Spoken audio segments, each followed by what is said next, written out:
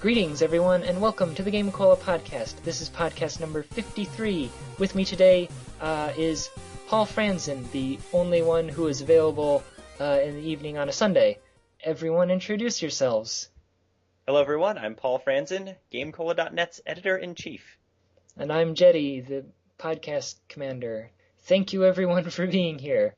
It is a small crew that you were commanding today, Jeddy. Yes, I'm not really sure what happened, because I tried to make a more convenient time for everybody to show up, and then no one came, so...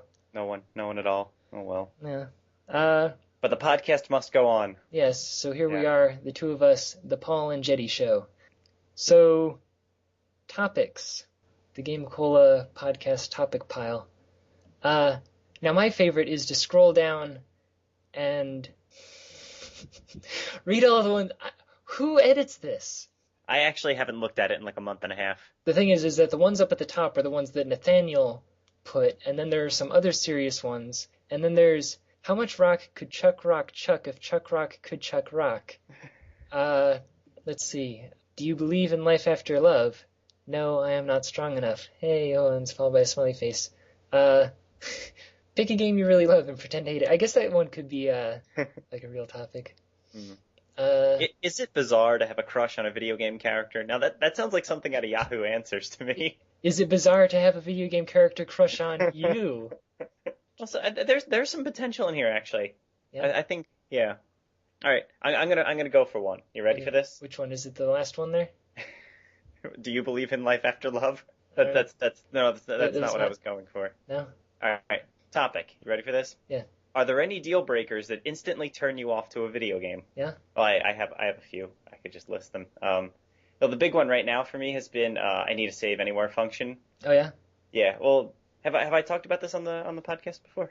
I think you've mentioned it, but I don't think you've really gone over it. Oh. Well, I mean, it's not really a very deep matter for me. The point is that most of my gaming I tend to squeeze it into really short bursts, like a half hour to an hour at most. Yeah. Both because my free time is very limited and because if I spend more than an hour playing video games, I start to feel like I am just the least productive person in the world.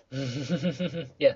So it's like a desperate need for me to be able to stop playing a game when I want to stop playing the game. And if I cannot do that, I have to try to find a save point, or I think there are some games where you have to actually buy items to let you save or find them in your environment, stuff like that. I'm at the point right now in my adult life where if a game does not have a reasonable save system where I can expect that I will not have to play for more than a half hour in between opportunities to save, then I won't even bother with it. Yeah. What was it? Wasn't there a game? I'm just thinking of one where you had to get ink for a typewriter, and that was how you saved. Yeah, I think that was one of the Resident Evils. Yeah. That's right. Yeah. If I recall correctly, it was actually the one that we gave a perfect 10 to. Yikes. Well, I don't know if the other ones have this as well, but Resident Evil 2, I'm pretty sure did. Yeah, I think that's what I'm thinking of. Yeah. See, that kind of stuff just completely drives me out of my mind. The other stuff is, stuff like where it's assumed by the developer that you're going to have to grind in order to do anything in the game. Yeah. I will grind if I feel like it's my decision to do this, but if, through playing the game normally, in a reasonable fashion, I still have to grind to get through, then I'll probably stop at that point and play something that's actually fun instead of something that's going to waste my time. A lot of my pet peeves, actually, are based on time wasting. Yeah. No, that's one of the things about a lot of older RPGs is where it should be that if you fight all of the battles as you go through, you should be properly leveled to make it through the game. But there are a lot of older ones where you actually literally have to stop and just do nothing but fight enemies for no reason. Yeah, I feel like both of these things are probably more geared toward older games than newer games. Yeah. There was a discussion on this game developers forum that I was posting on, and they were talking about save function. And I was railing against the use of save points, and they were like, "Dude, we weren't even talking about that. It's assumed that your game has to have save anywhere at this point," which I thought was interesting because while maybe that's a thing in the indie developing community, I don't think that's necessarily a widespread thing. I mean, it's certainly better than it used to be, but I think there's still games where you can't stop playing when you want to stop playing. Yeah. Just drives me nuts. I feel like the game's holding me hostage. Yes. Well, it is interesting, though, from a development standpoint. It made a lot of sense in earlier games to have save points be at, like, specific areas. Like, the original Final Fantasy, you could only save after going to the inn. And part of that, I can imagine, was not only do you have, like, a limited selection of places where you could be starting from when you, like, turn the game on, but also your HP and MP will be static. That doesn't have to be saved either. Okay. So, like, there are, like, reasons why you can't. Like, it has to store less information about it. I think I'd be a little more forgiving about it for games like the NES and Super Nintendo. Yeah, but that's... pretty much anything beyond that. Yeah, if it's a modern game, yeah, it's kind of silly to require. I mean, again, save points can also... it would prevent you from accidentally saving in a place where you are, you can't get out. That's true, too. But that's also an argument in favor of just, keeping multiple save files in handy. Though I guess you don't want to expect the player is going to be smart enough to do that. Well, I shouldn't say smart enough because I don't always think to do that either. But well, like, but in the case of like autosave, though. Yeah. I was playing Portal 2 with my wife a while ago, and the autosave did this hilarious thing where it saved right as my character was jumping to his death by mistake. Yes. So I would jump to my death, it would reload. I'd be jumping to my death again. It's just this infinite loop until I figured out how to pause the game and load a different save. Yeah. I guess that's the kind of problem you run into. There was a similar thing. What was it? I think on the last podcast or the podcast before, somebody mentioned they were playing a game, and when they started it back up, they were inside an NPC. Which actually is another reason for like only being able to save in certain spots. Okay, yeah. Because again, if you could save anywhere, you might save where like the default position for an NPC is. Okay. And like if they moved around, that's not bad. But if you're standing in the spot where they start, Yeah. But I feel like that shouldn't be as much of an issue with modern games. I feel like they should have been able to work out issues like that at this point. Yeah. I don't know. Well, like. As you have personal experience with, I'm not really an expert coder by any means. Oh no, well, like, you should be able to have a way for, like, if two characters are on top of each other, resolve the collision by moving them, to both adjacent squares. That is somewhat of a minor thing to add in. Yeah. So do you have anything that, any features of games that will cause you to not play that game? I don't know. I can't really think of any off the top of my head. Certain control schemes, like if it's reversed from what I'm used to. Mm-hmm. I think Christian was just complaining about that in a review of the fourth wall for Xbox Live Indie Games. Yeah. The axis was inverted by default, and it just drove him out of his mind because there was no way to change it. Yeah. Or for me, certain, like, you press this to jump and you press that to shoot, or whatever. Okay. If it's, like, not what I am used to, it becomes somewhat of a pain. Yeah, like if you're playing an NES game where the jump button is not the same as the jump button in Super Mario. Pretty much. Now, interestingly, there's been sort of a shift. I mean, this happened years ago. But, like, Super Nintendo and before, the A button, like the rightmost button, was the, like, accept/talk to button for, like, most games. You'd press the rightmost button to, like, talk to somebody and then continue through the dialogue. And then suddenly, when PlayStation came around, everything switched to the bottommost button being accept. And that, like, it burned me up when it happened initially. But now I'm kind of used to it. That's funny. I never even thought of that, but you're right. Yeah. Like, for a long time, it actually, like, it had been so ground into me that, like, A is accept, that, like, I had trouble playing some games because I would accidentally, like, click the wrong button. Yeah. I think to bring up a GameCola favorite, Lifeline actually did reverse those from the norm. So I think it was like circle was select. Yeah. And X was cancel. And it would take me so long every time I'd start playing the game to actually start the game because I would keep canceling every friggin' menu. Yeah. No, to the point where I was wishing I would just let me shout more commands into the game. Actually, I think it was Castlevania Symphony of the Night, the original Japanese version, has, like, wildly different controls from the English version. and it almost made it impossible for me to play because I'm like, how do I get into the menu? How do I get through the menu to equip something? I just kept pressing the wrong buttons, and I'm like, it did something dumb where like one button like accepted you into the menu, but then in order to equip something, it was a different button or something like that. And I'm like, are you kidding me? Like, why did you do this? So games can't waste our time, and they can't mess with the controls too much. Yeah, just standards, people. Yeah. All right, here's another one from the pile. Describe what it's like to play multiplayer games with or against you. It would help if I actually, like, ever played multiplayer games, I guess. Like, you're expecting that I have friends. For me, I would say it depends on the game. Like, if it's a game that I feel like I have some skill at, then I can get reasonably competitive about it. But if it's a game, like where I'm playing a game for the first time and the person I'm playing with is like an expert in it, then I just get frustrated and immediately want to stop playing. Yeah. Like I'm not getting any, like when I've played one Halo game one time for about 15 minutes. And we were playing a deathmatch, and I'm like, I can't even figure out what the jump button is if the game has a jump button.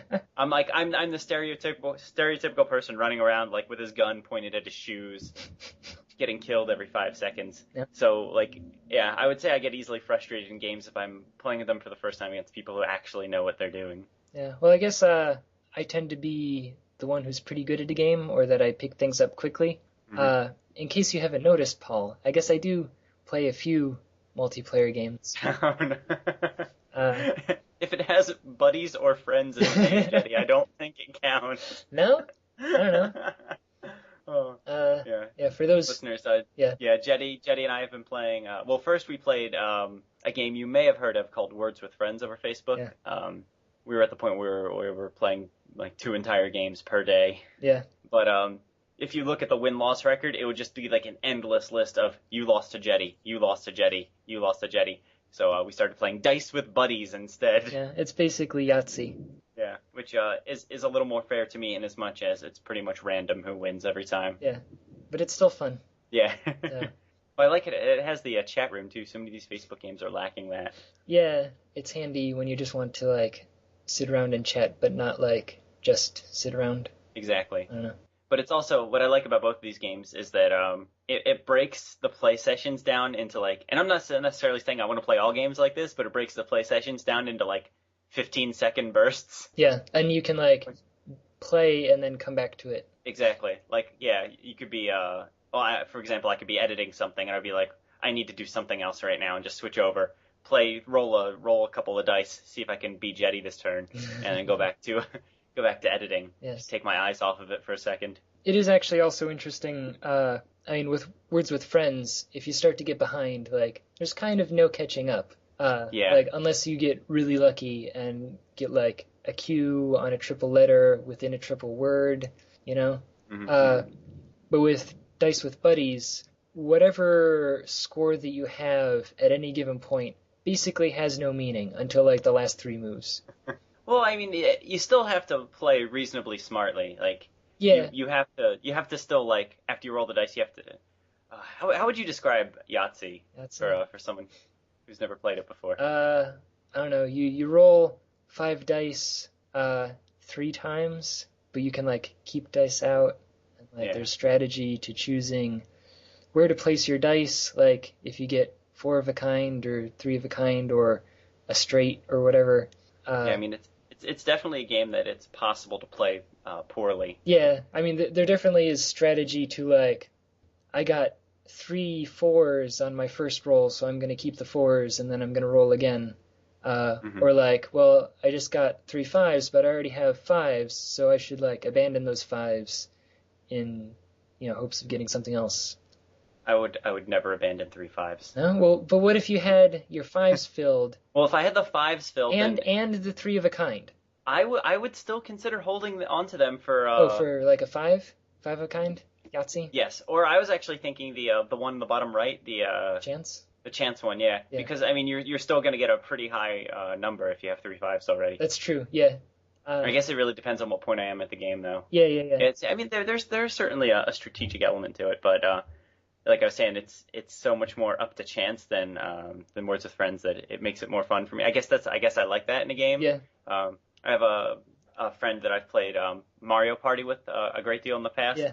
And he hates Mario Party because of that reason. Oh. There wasn't really much of a story there, but I always enjoy playing the game with him and other people because of the fact that there's a small amount of randomness in it. You still have to be good at the mini games, but there's still the dice roll aspect. What I was gonna say is, what are your feelings on the blue shell? See, I don't think that counts as. I mean, that's not a random element. That's something that they specifically give to the people in last place in Mario Kart. Oh, really? And, yeah. Oh. I don't know. I've never actually. Okay, I've only ever played Yeah. the original Mario Kart. Not even 64? I played. Oh, that's the good one. I played like a couple of rounds of Mario 64 or Mario Kart 64 is the apex of the series. Is it? Does it have the blue shell? I don't even know. I think it does, but it doesn't come up nearly as often. Okay. Like for me personally, the blue shell kind of rendered certainly the Wii one virtually unplayable for me. Oh yeah. Because it wasn't even a matter of sometimes this happens and then you'll get second. It's every time you're in first, this happens and you get knocked back to eighth and then you lose the race. So like you have to have the strategy of staying in second until the last round. Yeah, but that's such a stupid strategy. Yeah. It just yeah. Well, like maybe if they had a shell that if you were the first place person, it would shoot the last place person. I don't know. Maybe I should say that I like a certain amount of randomness in games that I'm not good at. Maybe that's a good way to put it. Yes. Should we talk about co-op games a little too? Co-op games? Oh wait, wasn't that the question? It was with or against, I think. Okay. I don't know. Again, I don't really play a lot of games with people. Like I used to play a lot of MMOs, which I guess would technically be co-op, but I'm actually pretty good at like MMOs that involve like teamwork and like you go first, I go second, and like chain attacks or whatever. So that aspect of gaming is like almost completely unknown to me. Yeah. I've never really played a co-op game where everyone is like working together and playing very specific roles. Like I don't play a lot of MMOs, so I guess that kind of. But even like squad-based shooters, for example, I imagine that's a kind of a similar thing. Like you have people who are specifically there. Yeah, like you go first heal. and like you. Yeah, but so that's always interested me. But the kinds of co-op games I tend to play are like the Baldur's Gate, Dark Alliance, Champions of Norath style games where. Actually, maybe we're not even playing it right, but we all pick Barbarian and we all just run ahead and tank our way through everything, regardless of. It's like we're all playing single player games at the same time, essentially. But I think in the past I've certainly had tendencies toward being the guy who tries to take all the loot while everyone else is actually hitting things. Yeah. I feel like I'm a little nicer about that now, but I used to be that. And I was certainly the sort of person who would accidentally kill their friends when the game allowed it, which is why Borderlands was so interesting to me when it came out because it had the healing bullets. Yes. So you could be shooting your friends and it would actually be a good thing. Yes. So that was cool. Actually, speaking of that, a couple of friends of mine are trying to convince me now that I have an Xbox 360 to pre-order Borderlands 2, which actually I might, but I debate about it because like then I will actually own a modern game. I will actually own a game for the 360. It might be time to break down and do that, Jeddy. I don't know, like it's weird to think about. But at the same time, I did very much enjoy Borderlands. I'm actually That's right. I think you were talking about that before. Yeah, next weekend I'm supposed to go over to my friend's house, and actually we're going to like all weekend just blast through the original Borderlands. Wow, cool. In time for playing Borderlands 2. I guess 2's coming out soon then. Yeah, September 18th, I think. 15th, 18th. Okay, yeah. So a month from now. Or well, I didn't know. Yeah, a month from recording. Yeah. It's 2 weeks from now. Yeah. If we were smart, we would have said that much more smoothly. Yeah. Actually, I think did Borderlands win some awards in GameCola? I think it might have. Did it? I don't know. I'm pretty sure it was up for Best Multiplayer. I forget if it actually took it home that year. I don't know. I know it was a GameCola favorite for a while. Yeah. I don't know. It is a pretty good game. I enjoy it. Like it's weird because I feel like I shouldn't like it, but it. Yeah, It doesn't actually strike me as a Jeddy game. Well, okay. Is it like the role-playing aspects that play to you? Or the RPG aspects, not necessarily like D&D? No, that is actually what gets me about it. And there is a part of me that enjoys grinding. And that is why I say that I should not like this game, but I do, is that the entire game is the exact same thing. You're doing the same thing. You're shooting guys, and like, these guys, you shoot and the numbers aren't big enough. So then you shoot some other guys, and your numbers get bigger until you can shoot the guys with big enough numbers. Now wait, you're selling the game short. There is one other aspect of the game that really sticks out to me. What? Guns of guns? No, the cars. Oh, the cars you can ride around in. Yes. I remember one time I was playing with my friends. I think we just played for like 40 minutes just driving around, running into each other, like the kid you were just talking about. Yes, the Terry Milton. Yes. What was it? Yes, and I love Scooter and his, hey, cars live here, get you one.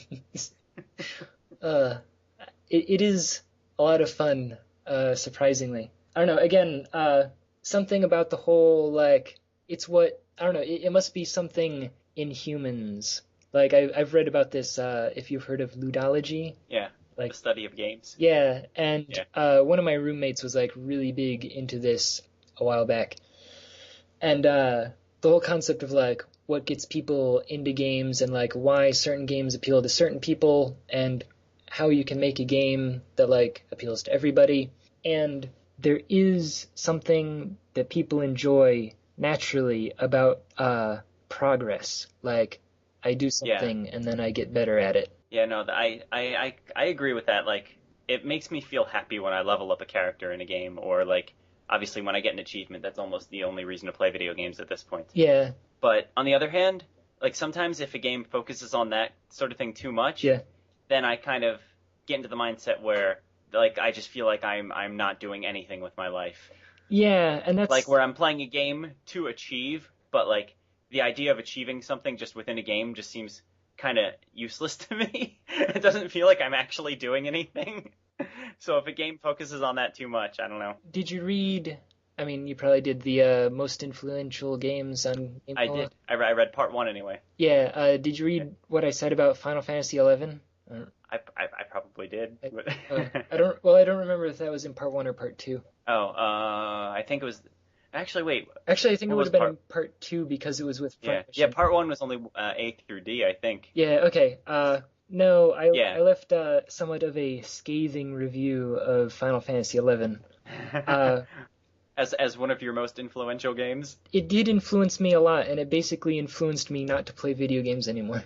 Oh, ouch. Like, and I say this in the review. I mean, I'm not sure when Nathaniel's going to post it. I guess. Yeah, actually, it should be up by the time people are listening to this. Okay. Basically, it was a lot of fun. Like, other MMOs that I'd played up until that point had, like, something vastly wrong with them.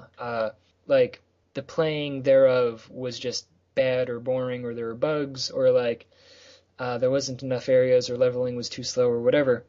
And Final Fantasy XI was, like, a lot of fun. The party dynamic was cool. The leveling early on was okay, but then it, like, became exponentially more difficult to level towards the end. Mm-hmm. And when I hit that point is when I realized, like, all of these things are the same. There's actually no real reason to level up because, like, yeah, the monsters are different, but all you're doing are the exact same things again. And then, like, okay, you get a new skill, but you just replace an old skill with this new one, and you're doing the exact same thing all day, every day, with, like, different patterns of colors on this box in front of you. Yeah. And, like, it wasn't that the game wasn't fun. It wasn't that the game had, like, specifically bad things about it. It was that it had all the good things, but it was pointless. And I kind of sat back and said, you know, I'm spending, like, 6 to 8 hours a day on this, and there's no reason for it. So, yeah, like, I used to play a lot more video games, and then I kind of stopped after that. And I've actually had a similar experience with that a few times. I was actually playing a sports game, Jeddy. Whoa! Game. Wait, was it NHL 94? It was, well, no, it was NHL 08, actually. Oh, okay. No, I wanted to play a new one because something that really appeals to me in sports games is the idea of creating your own team and your own players. Yeah. Because you can It's the same thing I like doing in RPGs, where you can rename the characters, rename them after all your BFFs. So I was playing this hockey game, and I was trying to go through season mode, and each individual game was, it was actually a reasonable amount of fun for me.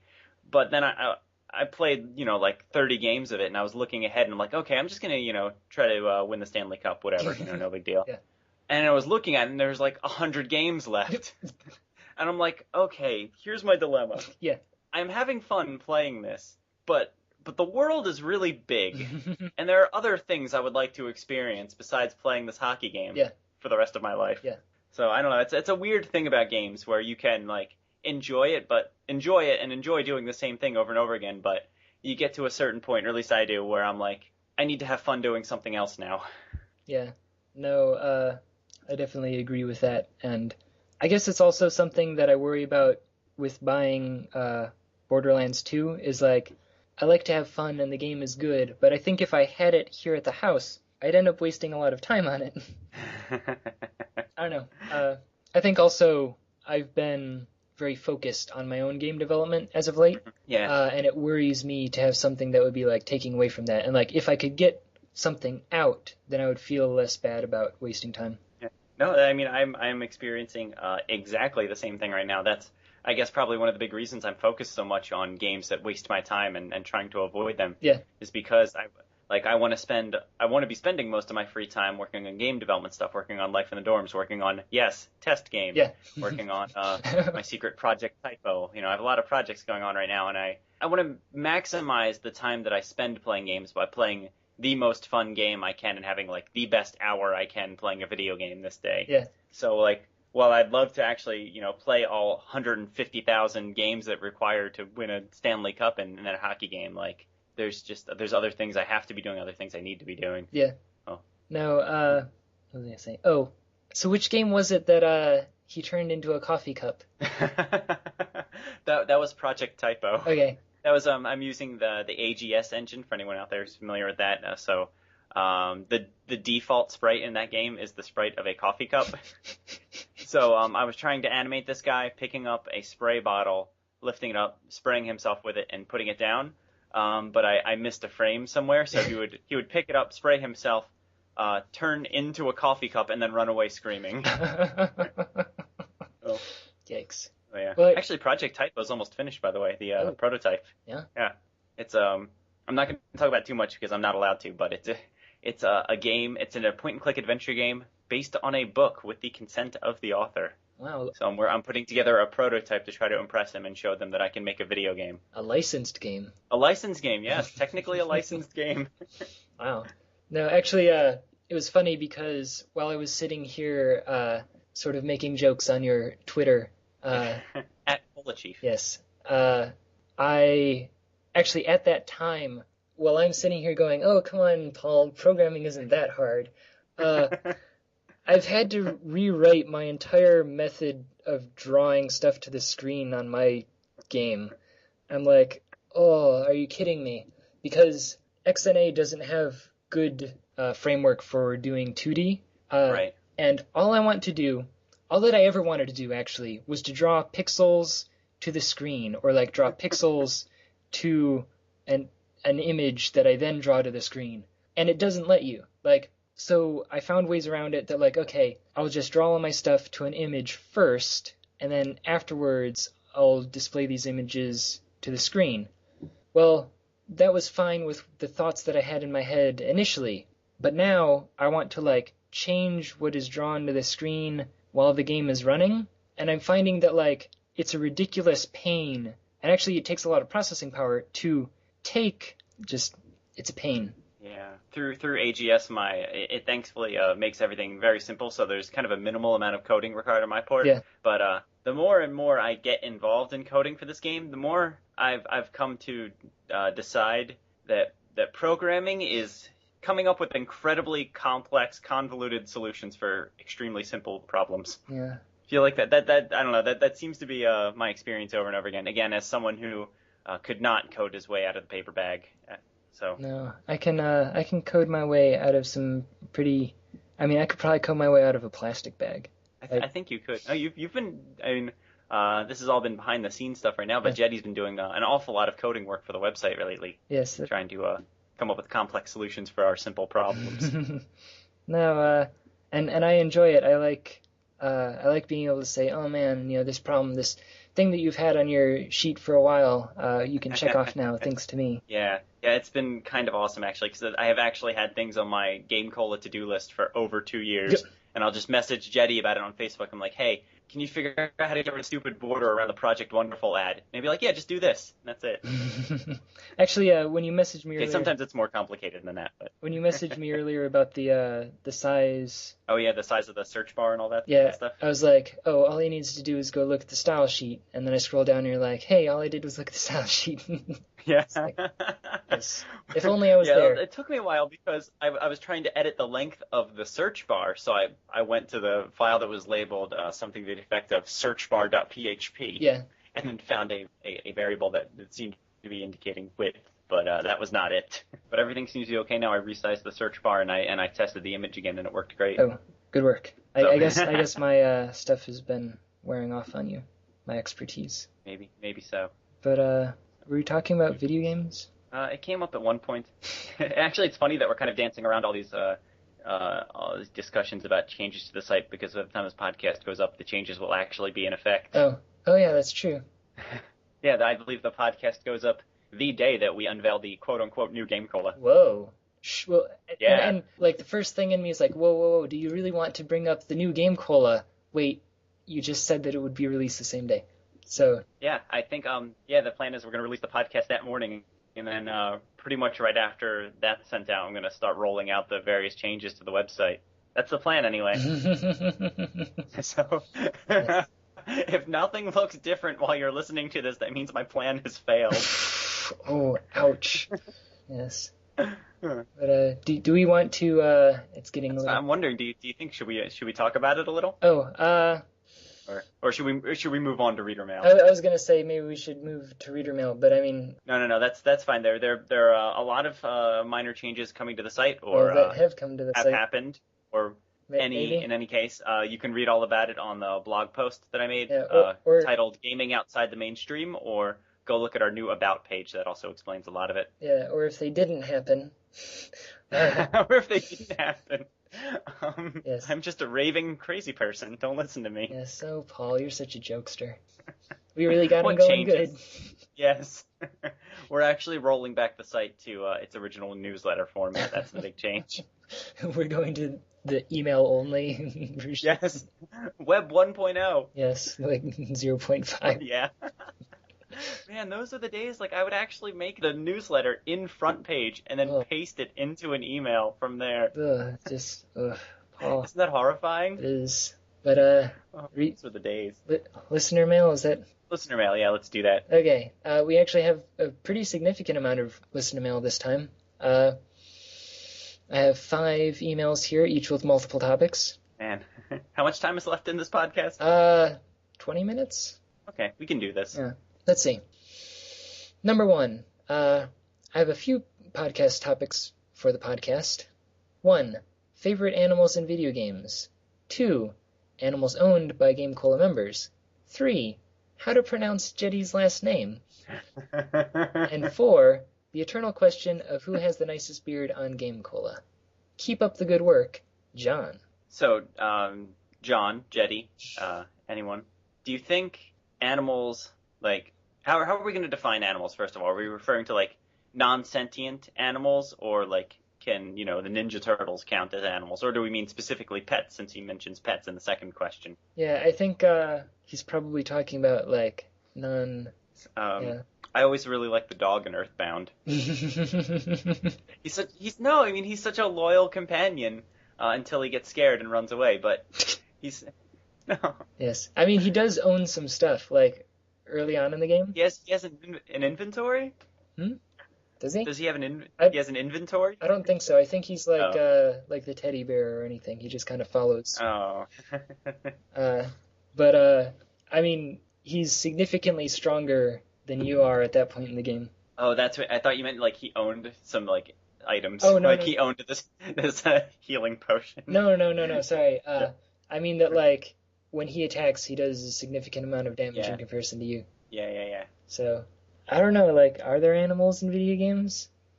There are a few games that have the faithful dog companion trope at this point. Yeah. I've recently been playing Fable 2, and you have a little doggy running around by your side, showing you like where treasure is and stuff like that, and telling you to, hey, come dig here, and also leaping on your fallen enemies and scratching their eyes out, stuff like that. I guess it's probably not that explicit, but that's how I imagine it. Yeah. Oh, actually, speaking of that, oh man, when I play Borderlands, I play the hunter, so I get the hawk. Like, if you recall. I don't think I got far enough to have a companion. No, well, you only have to be level 5 to get your special skill. Okay. You press the L1 or R1 or something, and in my case, it released a hawk. If you were, what was it? The siren turns invisible and gets to go rip stuff up. The big dude starts smashing things, and the soldier guy gets the turret. Okay, yeah. I think that's what I got. I had a pet turret. Oh, well, in my case, I play the sniper guy, the hunter, and he gets a hawk. And oh man, like you have no idea. The hawk just like destroys things. It's great. That's pretty cool. Yeah, like it flies up ahead of you and it starts ripping stuff up. So it sounds like we enjoy animal creatures that will kill everything for us. Yeah, definitely. That's definitely a trend that I'm seeing in my own video game taste. Is I like games that automate part of the gameplay for me. Apparently, I like books. Is the thing. Yes. All right. Pets. GameCola pets. Yeah. Actually, I don't own any at current. Oh. Yeah. For a while, there were some rabbits at the house, which actually, Paul, I believe that is the pets that you have. It is, but we'll get to that. Oh. And before that, I used to be a big fan of non-fish aquatic animals. I had a number of shrimp. I had a couple of crabs. Wow, cool. Yeah, like, it was really cool. I really liked the shrimp. You can buy... Where do you get pet shrimps? Like, do they have live ones at the like grocery store and you just take them home and don't eat them? No, I mean, I guess you could buy a lobster. I always want to do that with the lobsters, but yeah. No, if you go to, like, a PetSmart or, like, any pet store, really, they're kind of a seasonal item, I guess, but you can get ghost shrimp, and they are see-through. Crazy. Yes, and I just really liked watching these guys, like, they were kind of invisible when they're on the rocks, and then, like, when they're swimming around, their little feet are going crazy. And I very much enjoyed the shrimp, and then I also... I've never heard of someone having pet shrimp before. I like that. Yeah, and, I don't know, I had crabs and stuff, and it was... Hermit crabs or, like, crabs? I had hermit crabs a long time ago, but more recently I had, like, regular crabs. I find crabs completely hilarious. Yeah? Yeah, though those ridiculous eyes on stalks, their comical one giant claw, and the way they just kind of skitter right and left, I find them so amusing. Yeah. Like, whenever we go to this beach in Connecticut, and there's like a boardwalk that takes you from the parking lot to the beach itself. Yeah. And along the sides of the boardwalk, if you're there at the right time of day and time of year, there's just like hundreds of crabs just kind of flailing their giant, ridiculous claws around at each other, scuttling about, hiding in holes. They're amazing. No. But anyway, I have two bunny rabbits. Yes. Named Maya and Phoenix. Oh. I guess some listeners probably can figure out where I got that name from. And I also have a pet turtle named Agris Kos Wojek Veteran. Not Donatello? No, that was I was considering that, but that was way too obvious. Plus, I think I had a Michelangelo when I was a kid. Oh. But I'm sure some Magic the Gathering fan is at home spitting his tea out of his mouth right now. His constant comment. That was what was he? I think he was red, and I think he was rare, but I could be wrong about that. He might have been two color, actually. Yeah. He's from the Ravnica set, I think. We've had various other pets. We once had a pet cricket. It was because we had a frog at the time too, also named after a Magic the Gathering card named Vorosh the Hunter, and we had to feed him crickets all the time. Oh. And apparently some of the crickets spawned, so there was the little tiniest cricket you've ever seen in your entire life, like the size of a pushpin, maybe a little smaller. Yeah. And we just thought it was too adorable to let the frog devour it. So we kept it in a little terrarium, and fed it and everything. Wow. It didn't live too long, but it lived much longer than it would have if it stayed in the water dish. Yeah. Wow. All right, what was the next question? Oh, how to pronounce Jeddy's last name? I think you might have said this before, but I still always read it as Jedraszczak, and I believe that's incorrect. No, okay. It has been simplified for silly Americans down to Jedraszczak. Jedraszczak. Yeah. Okay.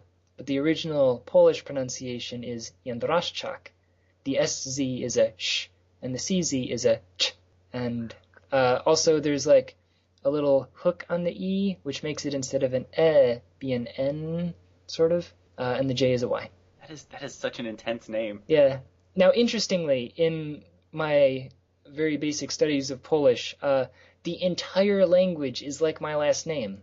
Like there's Z's and C's and stuff all over the place. They actually have a word that is just the letter Z. Wow, that would be really helpful for Words with Friends. Actually, wait, how often does the single letter words come up? I guess that doesn't really work that well. Yeah, but Jedraszczak, that's how we say it now. It's on the record now. Yes. So the eternal question of who has the nicest beard on It's GameCola. me. Yeah. It's me. Well, of course. Yeah, done. Next. What? I mean, there's obviously no competition. Yeah, I mean, especially, no one else is here to, Yeah, exactly. So, Yeah. I mean, it's me. Done. Actually, Terrence Atkins has a very nice beard, too. Well, Her whole face is covered in hair. I was going nice. to say, no, so, next email? Yeah, next email. Okay, if you walked into a washroom and were magically... God, no, come on. Next email, or... No. Let's hear it. This is, I'm gonna predict this. This is from Small Girl. How did you know? Just a random guess. If you walked into a washroom and were magically teleported to a fictional world or place, what would you do first? And can you guys try to spell your full names backwards as fast as you can out loud? No. I can't spell your name either way. Kazzsardejxela. I guess that wasn't that fast though. That just sounds like a random collection of letters. But I'm gonna trust that was correct. Sure. Nez Narf Luap. Good work. Yeah, actually, I was doing a little writing for this other website one time, so I wanted a pseudonym because I didn't really want this to come up when people searched for my name. So I went with a very clever pseudonym that I thought of, Luap Nesnarf. To this day, no one has ever found that. They will now. But... Do you want me to edit that out? No, it's fine. I believe I've since changed the name. Also, because I realized it was slightly ridiculous sounding. Yeah. Also, unless someone has a robot that goes around and listens to things and turns them into text and then uses those things to search for stuff, you're only limited to the people who actually listen to the podcast. The podcast has a fair amount of listeners. I think we got like 5 letters. Oh. Hopefully at least 5. Yes. Okay. So what would happen if the wardrobe to Narnia opened? Is that the question? Yeah, pretty much. If you walked into a washroom and were magically teleported to a fictional world or place, what would you do first?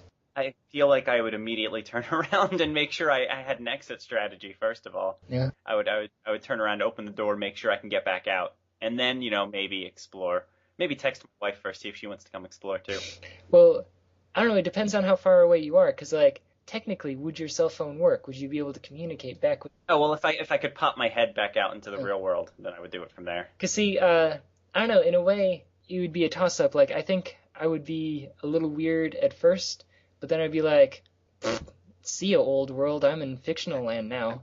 Well, you have to be really careful about that, though, because Narnia, for example, which seems to be providing some inspiration here, time passes differently in Narnia, Yeah. So you have to be careful. You could pop in and then, come back an hour later, and it would be years later.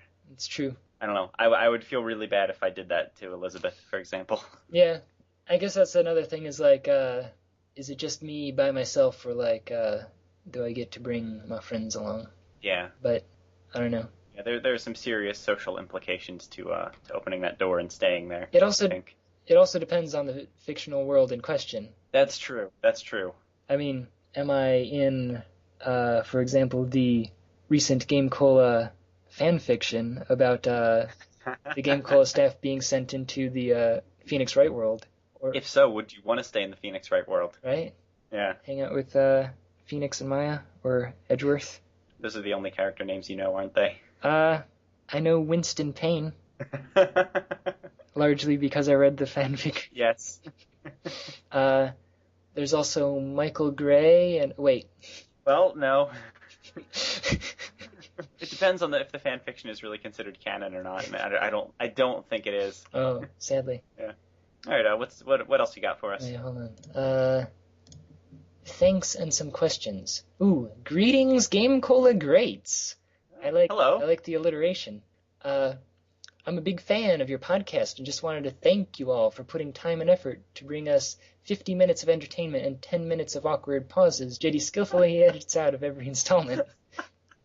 So thank you. Wait, is this a GameCola writer? That's some secret backstage knowledge. Well, no, I mean we did talk about it over the That's true. the live cast. How long was the recording for the Turtlecast, Jeddy? Before you edited it down? Yeah, I don't quite remember, but I think it was closing in on 3 hours. Yep. But that was a little different. I mean, there were 3-hour podcasts that I've edited down to like 45 minutes. But this one was mostly postcast. That's right. Like after we said thanks, goodbye, everyone, then we all just kind of stuck around and talked for another hour and a half. Yeah. Is that going to be an off-topic podcast at some point? Do you think? Yeah, more than likely. I mean, I still need to get around to doing the other like 2 or 3 off-topic podcasts that I have. So you guys might get to hear that in a year and a half or so. Yes. Okay. Wait. Whoops. Hold on. Yeah. Wait. Sorry. We didn't actually read the letter yet. All right. Questions time. 1. Sparked by this month's Q&A. How do you pronounce that? I pronounce it QuameCola. QuameCola? But I'm pretty sure you're not supposed to do that. Q&A Cola?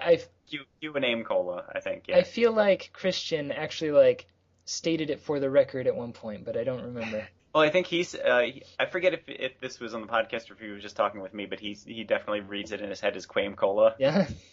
But it has the ampersand, so it's Q&A Cola. Oh, yeah, it definitely actually is Q&A Cola. Anyway, sparked by this month's Q&A Cola, how do you think Kickstarter has affected the gaming industry or just industry in general, for better or for worse? Serious question time. Yeah, that was number 1. Okay. But let's go ahead and go through these before the rest.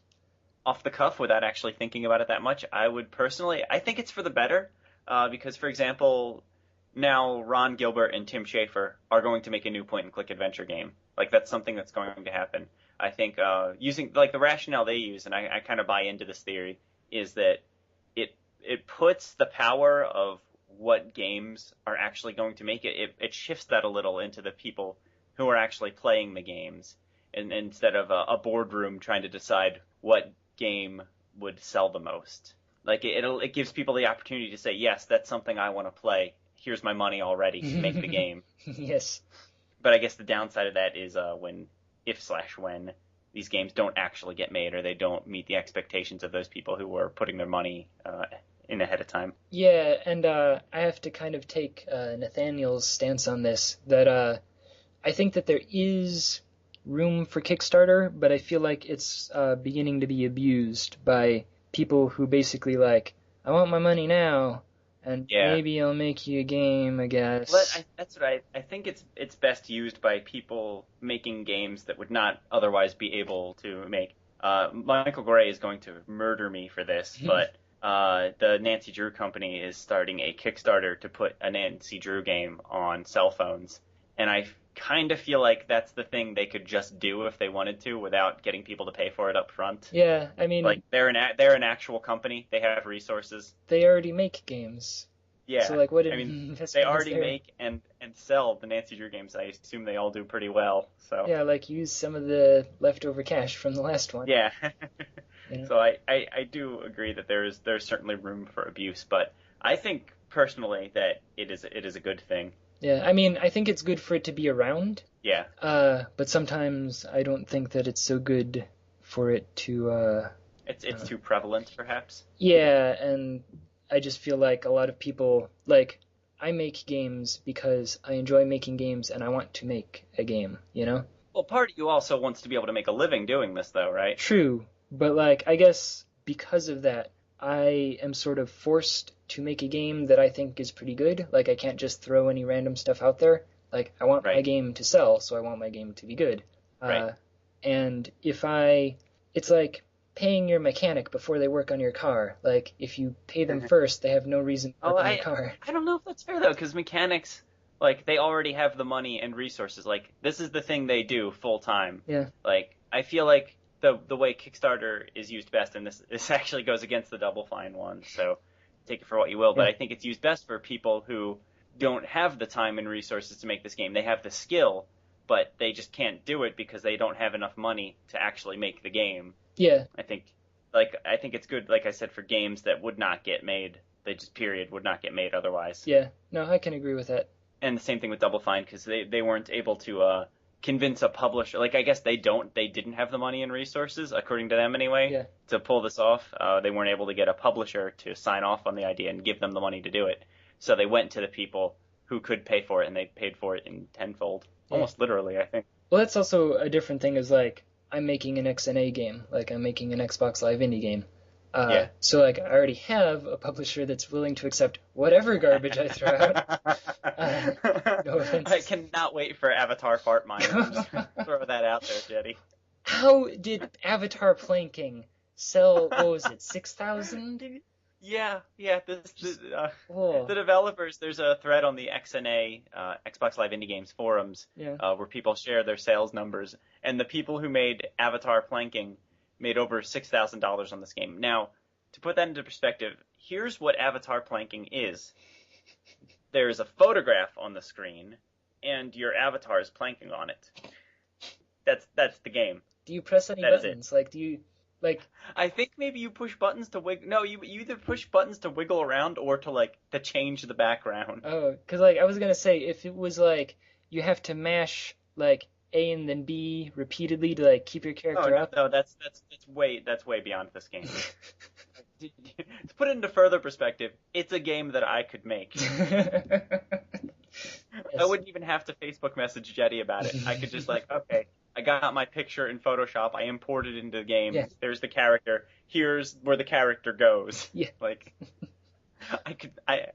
why am I not making games? Avatar Fart Miner. Yeah. Just make it, give it voxel graphics and you're done. So that's the big thing now. Yeah. Are we on the next question yet? Yeah. Okay. Yeah. Is this one made you too sad? Yes. Is there anything to be said about remakes of games? Are they good? Can they diminish the value of the original game? Could a remake of a game be superior to the original? Also, by remake, I mean a game physically released for another system, so not stuff on Virtual Console, Xbox Live Arcade, or PSN Network. Actual physical remakes that may or may not change some graphics and or add new content to the remade game. Some examples: Super Mario Bros. 3 for the GBA, Yoshi's Island for the GBA, Pokemon Fire Red or Leaf Green, Pokemon Heart Gold or Soul Silver, and also I'm pretty sure some Phoenix Wright games would fall into this category too. I mean, I guess they're talking about, like... I mean, they only had the increased functionality of being able to point with the Wiimote. Well, I'm pretty sure that's it. And they lost functionality. I'm assuming you can't, blow the fingerprint dust away, because the Wii doesn't support that unless you're plugging in a microphone, and it's way too much work for that puzzle. Wasn't there an HD re-release or something? There's HD re-release on the iOS, I guess. Yeah. I guess that counts. Well, I guess what I'm thinking of is the original Final Fantasy. They've remade it many times with different graphics. Yeah. Or they made a 3D re-release of Final Fantasy IV. Yeah. And God, those 3D re-releases look so bad. Yeah, I'm kind of almost disappointed in them. I kind of don't. Yeah. I mean, I'm just talking specifically about the graphics, not necessarily what the game actually is. Yeah. I just think the 3D style they went for those games was just the worst. Yeah, it seems very it reminds me more of Dragon Warrior, that sort of art style. Yeah. Than the original Final Fantasy art style. I mean, which hey, Square Enix. But personally, well, the Square actually did a really nice job on Final Fantasy IV on the PSP. Yeah. I thought that was excellent. They I think they just kind of fine-tuned the graphics, if anything. Yeah. Like, they just made them look nicer on a nice PSP screen. But they also included extra content in the form of sequels to the game. Oh. So it includes, first of all, there was a series of cell phone games that were later ported to the WiiWare called Final Fantasy IV After Years. Yeah. So they're included in the package, but there's also a brand new one that links both of those games together. So I thought all that stuff was really neat. Oh, and they included an auto battle feature that lets you kind of skip through the basic combat. So. See, and that's sort of the thing. They do tend to release like extra dungeons or like extra plot points, or like the Crystalis re-release for the Game Boy Color. I never actually played the re-release, but I've heard that the story actually makes some sort of sense. Because, I mean, they were sort of limited on space in the original NES cartridges, so story was very limited, and they had some very brief, amounts of text in those games. Right. So now you actually get a bit more description in the story or whatever. But, I don't know, in a way, I guess I'm sort of a hipster in this way, like, quote, diminish the value of the original game. Mm-hmm. There's something to be said about, like, having actually, like, I liked games before it became acceptable to play video games. You are a hipster. I know, like, I liked video games before it was cool, hey. Yeah. But, like, it feels kind of cheap to have my friends be like, oh yeah, I played Final Fantasy 1. Well, no, you played the re-release. Like, you didn't actually sit there and have your game be erased when you didn't blow out the cartridge the next time that you put it in. Like, you don't know what I went through to beat the original Final Fantasy.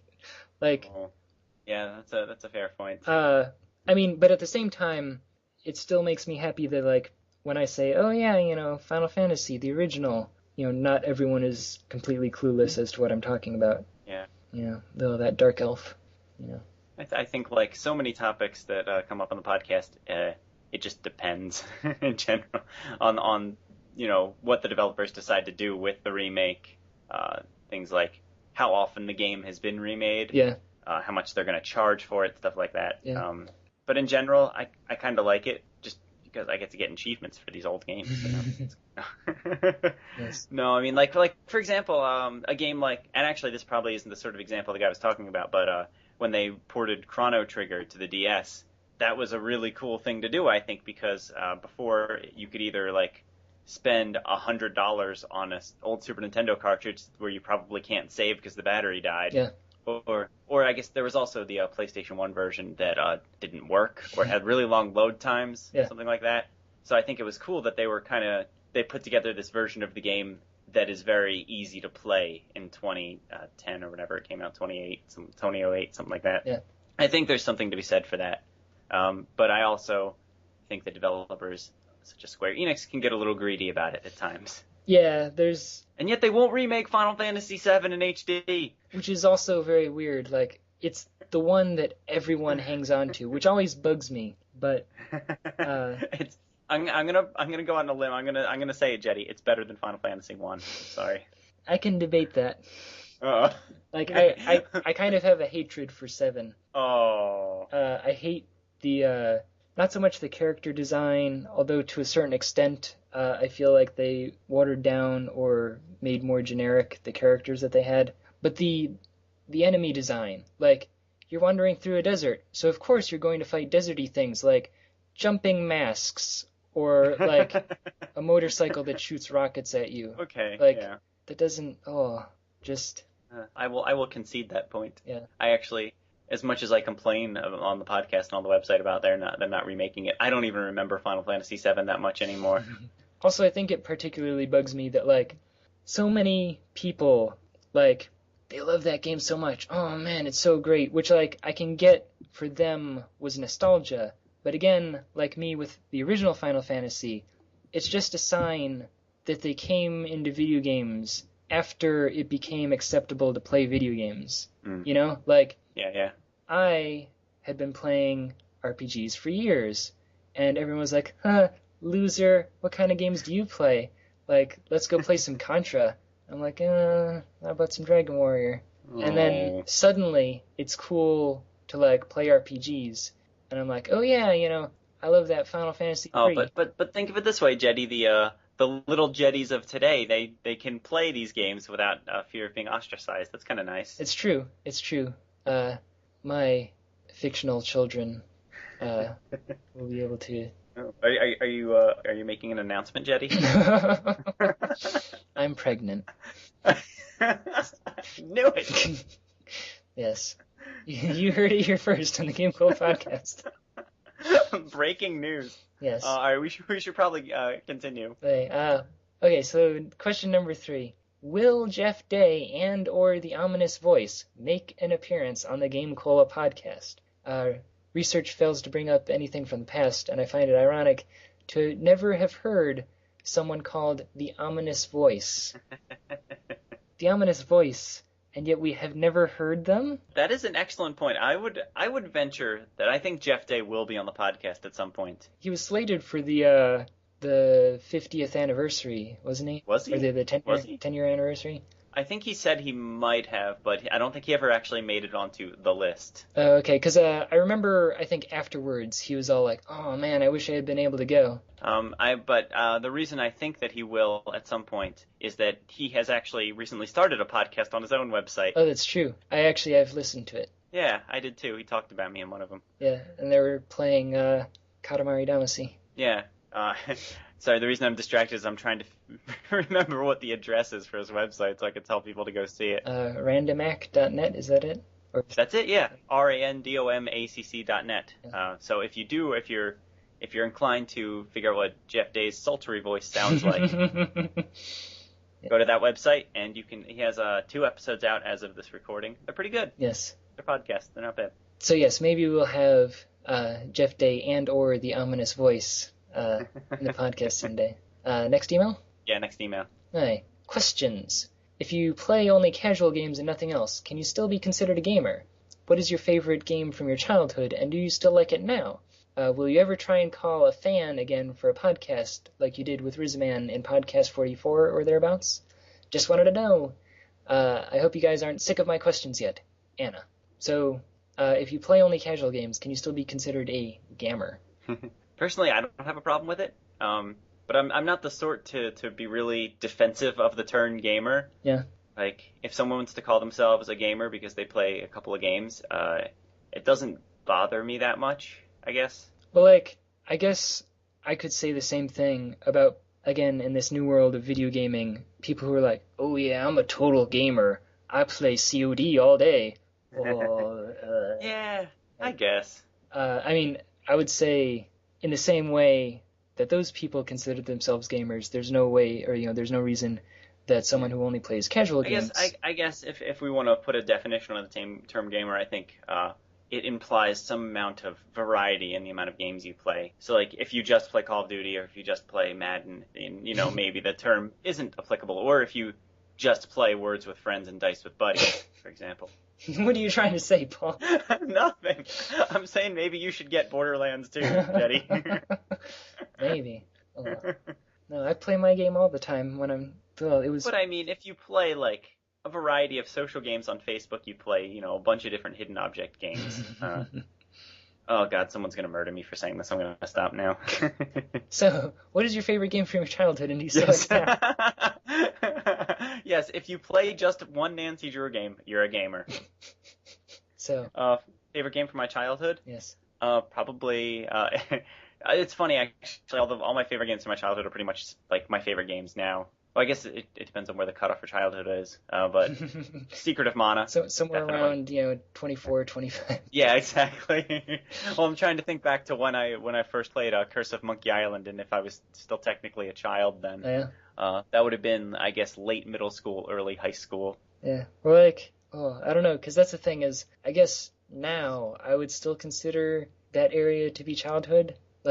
Yeah, exactly. But someone who is a teenager right now would certainly not consider that. Yeah. So if we're going pure childhood, Secret of Mana, definitely.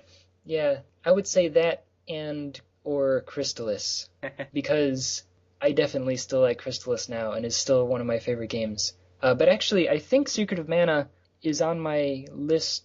Is it the top influential Essential games. Oh, we're not gonna hit S until like January. Yeah, I can't remember. I think someone said Secret of Mana. I might have put it on my list, or I might have like taken it out. I can't remember. But it definitely is one of my favorite games, and it sort of prepped me for later games like Chrono Trigger and such. Yeah. Like being, oh, that's right. I was talking about Crystalis, and Crystalis prepared me for Secret of Mana, and then Secret of Mana prepared me for Chrono Trigger. So it very much did influence your gaming diet. Yeah, because again, like at that time, it was the original Final Fantasy and Dragon Warrior and that kind of thing, and then suddenly to have an RPG that also had like action elements was mind blowing. And the co-op, man, the co-op. Yeah. Well, we talked about this before. Weren't you unconvinced that the game was actually 3-player? Yes, I never had any friends who had the multi-tap, so I never. Yeah. No, I played it almost exclusively 2 or 3-player when I was a kid. Yeah. Probably with the same people over and over again. I remember getting caught on rocks or whatever, and not being able to run around because one of the AI characters would get stuck someplace. But, yeah, if you let the AI control the other 2 characters, they are kind of awful. Yeah. And then they had that grid thing, which as a child I could never figure out what it was. Oh, I still can't figure that out. I would never even dream of messing with that.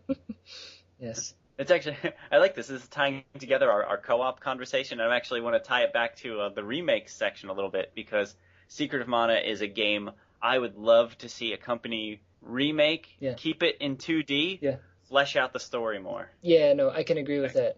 Yeah, because when I was a kid, the story seemed like so deep and interesting to me. But going back and playing it last year, I was like, wow, there's not much story in this game. No, I had the exact same thing happen to me a year or two ago. Is I was replaying it. I'm like, I remember this story, and I'm getting to points where I remember there being story, and there is none. Like, yeah, that's exactly what my feeling was. Yeah, like where did I come up with this idea of what the story was when it's not discussed at all? Yeah. It was interesting playing with my wife, because I think we might have dabbled in it in college, but we didn't play it all the way through, and we were playing it all the way through, and she was not impressed with the story. I'll put it that way. Yeah. And I think it was only at that point when she was pointing out that the story was not as substantive. Yeah. as perhaps I thought it was when I was a kid. So I would love to see them do that, but do I trust Square to do that though? I'm not sure. Yeah. That's the thing too. I don't know if I want the Square of 2012 to be remaking Final Fantasy VII either.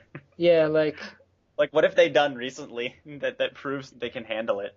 Yeah. I mean, I also haven't played like the most recent Final Fantasy or anything, so I don't really. My understanding is that everyone hates all of the new Final Fantasy games. Really? So, I think Matt Gardner enjoys them, and I think he's the only person. And the Kingdom Hearts series has just gone to hell, too. Yeah. Well, I guess, I don't know. The things that I liked about Kingdom Hearts 1 were hitting things with my giant key and visiting Disney worlds. And they continue to have that in the later games, but they also had all this, like, horrible, overbearing Final Fantasy style story. Yeah. And it just kind of just destroys everything. Like, I just keep it simple. I just want to hit things. I want to hang out with the Beast. And they introduce all these characters with all their Final Fantasy names and their So, and plus, it's been, I think, 10 years since Kingdom Hearts 2, and they haven't made the third one yet. They've just been doing all these spin-off games with disgusting names like Kingdom Hearts 3D 3 Dream Drop Distance. Ugh. And Kingdom Hearts 365 over 18 or whatever.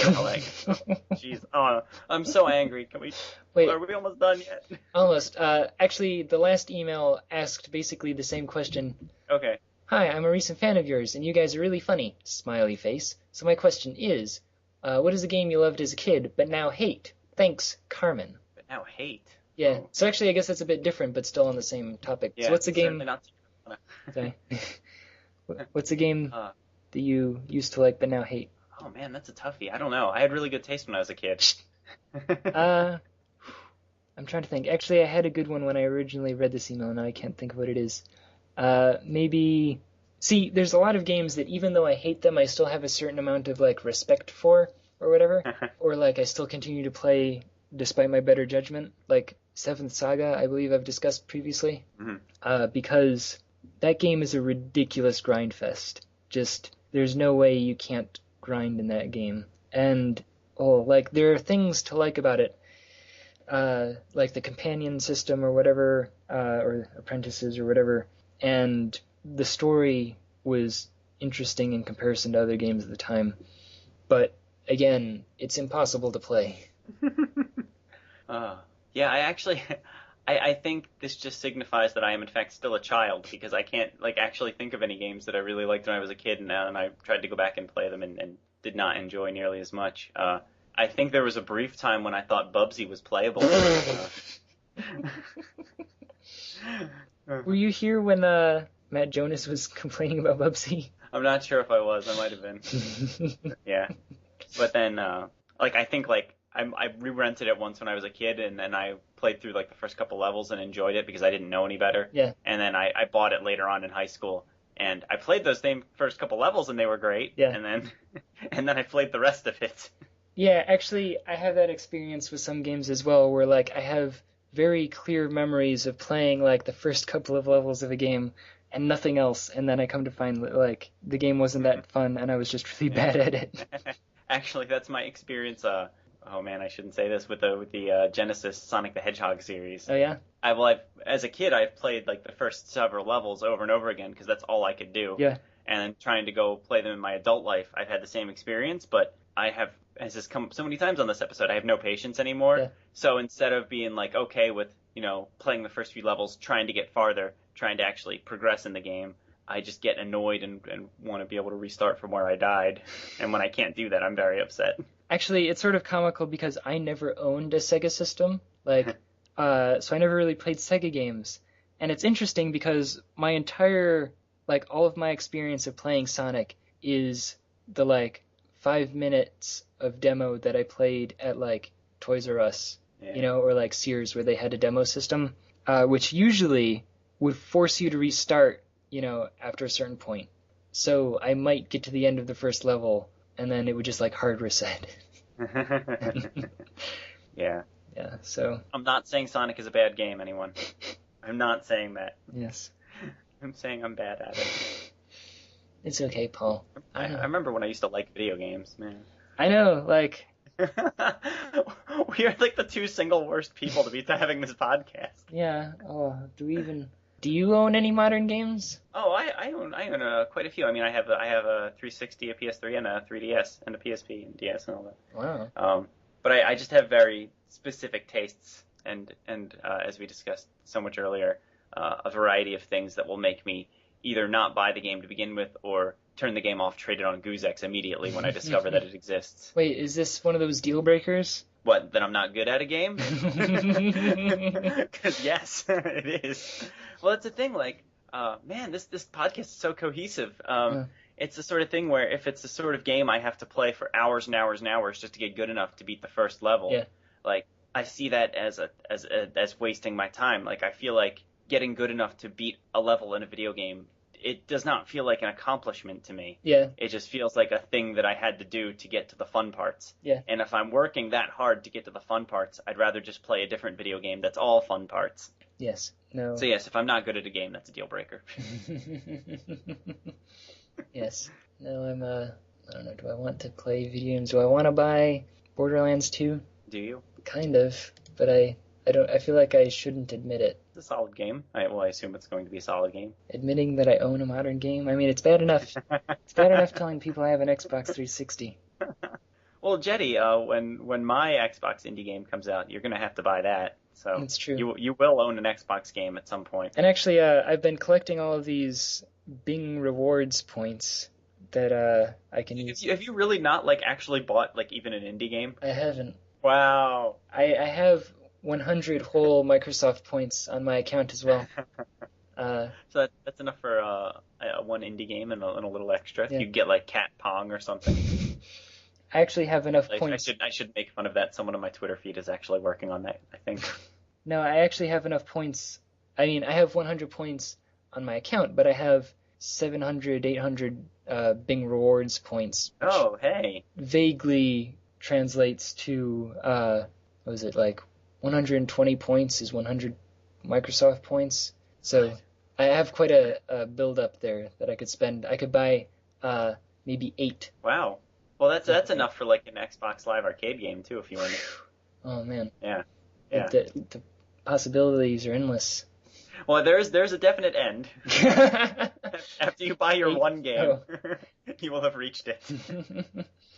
Yes, which one game do I want to buy? Yeah. Or like you said, like 8, 10 games on the Xbox Live indie games. Yeah. Oh, that's true, because they're not 100. They're 8 or 80. They're 80 points each. It would be very difficult to find that many games that you want to spend $1 on. I know that's a mean thing to say, but come on, guys. I was writing a column about Xbox Live indie games for like 2 years. It is a barren wasteland. There's like 2,500 games. I know, and there are not 10 of them that are worth purchasing. Sadly. Oh. But So I would like to make a quick plug for Excruciating Guitar Voyage. Is one of my favorite games in a very long time. Side-scroller, Monkey Island, where you get to set yourself on fire. I mean, what game can you do that in? It's Excruciating Guitar Voyage, apparently. Yeah, it's a solid one. Also, Life in the Dorms in a couple months or weeks or something. Actually, I was gonna say NBA Jam. He's on fire. That's true. But what puzzles do you solve by setting yourself on fire? I don't know, dunking. For running into people. Being Al Gore. So is this podcast about over? Yeah, I was just going to say, I think it's time to wrap this one up. So, should we play the housekeeping song? Yeah, I think Matt Jonas needs to sing housekeeping for us. I mean, I have my Post-it note here if you want me to read everything. I feel bad abusing Matt Jonas. Okay, all right, I'll go through it. Okay. All right, everyone, follow us on Twitter. We are at GameCola. Check us out on Facebook. We are just search for GameCola because who knows what our username is there. If you subscribe or follow to either of those accounts, you'll get an update in your Twitter or Facebook whenever we put a new post up on the website, which is good for people who are having trouble just looking at the website and trying to eyeball what's new and what's been on there for weeks. Yes, or for people who don't actually go to our actual internet website, GameCola.net. Well, those people exist, so I'm sure everyone listening to this has gone to GameCola.net. Yes, our actual internet website. Yeah. We also have a YouTube channel. It's gc.net, the letters GC, and the word dot, and then the word. You made fun of me last time. Yes. I don't want to do this one. The word dot and the word net. Yes. We have a lot of delightful videos up there. Christian Porter just put up a new Speak American that I swear to you has 12-year-old propositioning him. So that was like literal 12-year-olds. Like she's saying, I won't read the comment, but it was essentially, I want to marry you, but I'm 12. Is that a problem? He's also already married. Yeah.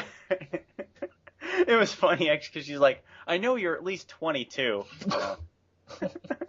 Yikes. Christian's in his 30s. So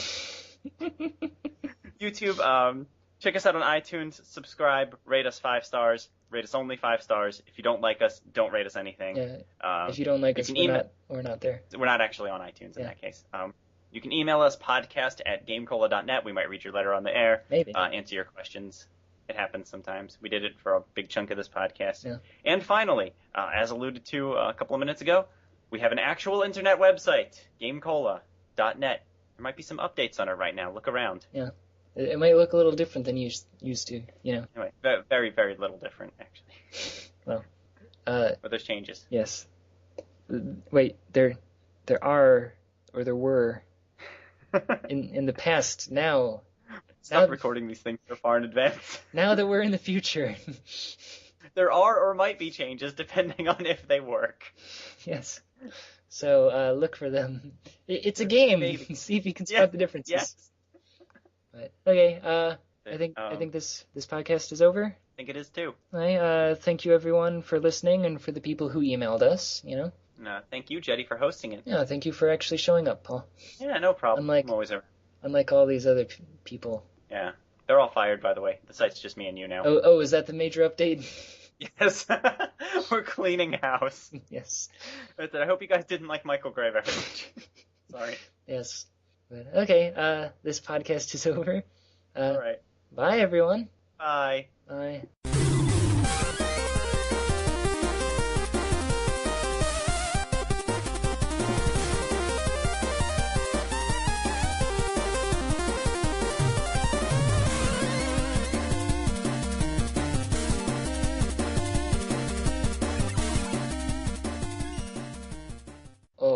I swear I'm not a hipster. Yeah, I knew it. I got mine out of a I food. know you had your mashed potato pizza before it was cool. That's fine. No, I got it out of a food truck.